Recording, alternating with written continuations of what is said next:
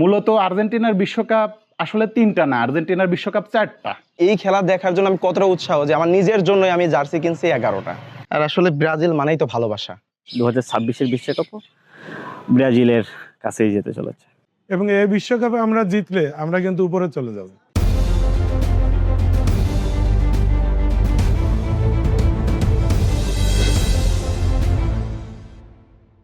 এই খেলা দেখার জন্য আমি কতটা উৎসাহ যে আমার নিজের জন্যই আমি জার্সি কিনছি 11টা।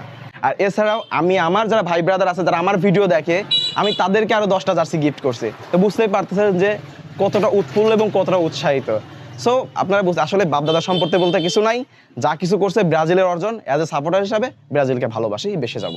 বিজয়ের আশাবাদী ভাই 100%।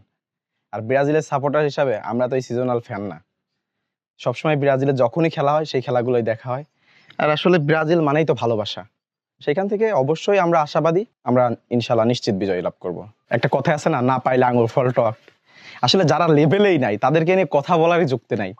অবশ্যই আমরা অনেক বেশি উচ্ছ্বসিত, কারণ হচ্ছে ফুটবল আসলে একটা অন্যরকম জিনিস। ফুটবল যখন আসে পুরো বিশ্বে সেটার উন্মাদনা সৃষ্টি হয়। তো সেই হিসাবে একজন ব্রাজিল ফ্যান হিসাবে আমরাও ফুটবলের জন্য উচ্ছ্বসিত, এবং আমি মনে করি যে ব্রাজিল জয়লাভ করবে। কারণ আপনি জানেন অবশ্যই যে ব্রাজিল বিশ্বকাপের সবথেকে সফল দল, এবং ব্রাজিল বিশ্বকাপে 5টি শিরোপা জয়লাভ করেছে, যেটা হচ্ছে সবার থেকে বেশি, সব থেকে বেশি।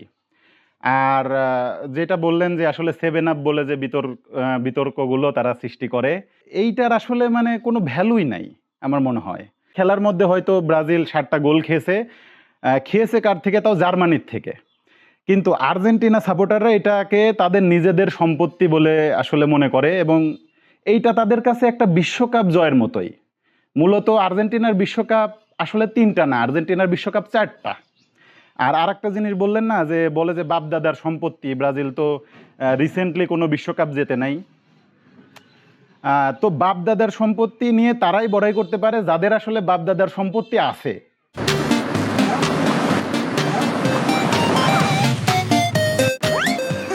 ফুটবল মানেই হচ্ছে উন্মাদনা। এই মুহূর্তে ফুটবল বিশ্বকাপ 2026-এর উন্মাদনা পুরো পৃথিবীতে ছড়িয়ে গেছে, এবং বিশ্বের প্রায় সব দেশেই এটা বোধহয় জানে যে বাংলাদেশ ফুটবল প্রেমী একটা দেশ, যেখানে বিশেষ করে 2টা দল ব্রাজিল এবং আর্জেন্টিনা সবার কাছে জনপ্রিয়। সেই জায়গা থেকে একজন ব্রাজিল সমর্থক হিসেবে আমি প্রচণ্ড উচ্ছ্বাসিত এবং প্রচণ্ড উৎফুল্ল, এবং আশাবাদী যে ব্রাজিল বেশ ভালোভাবে জিতে আসবে।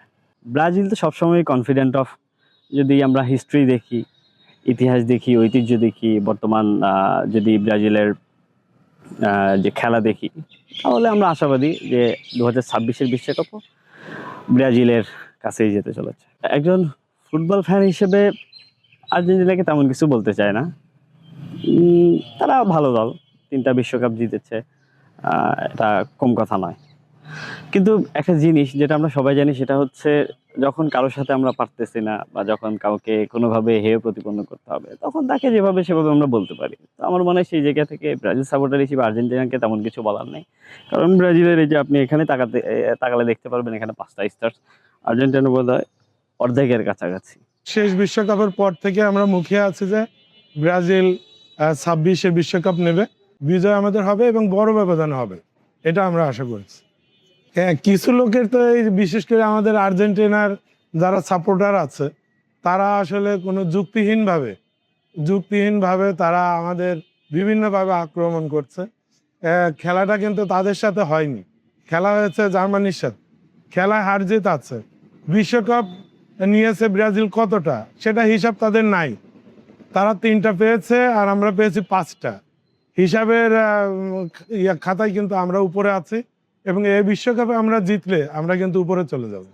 অবশ্যই আমরা আশাবাদী যে ব্রাজিল এবছর কাপ নেবে, এবং সারা বিশ্বময় ব্রাজিলের সাপোর্টাররা সে আশাই আমরা করছি, এবং আমরা উৎসাহিত।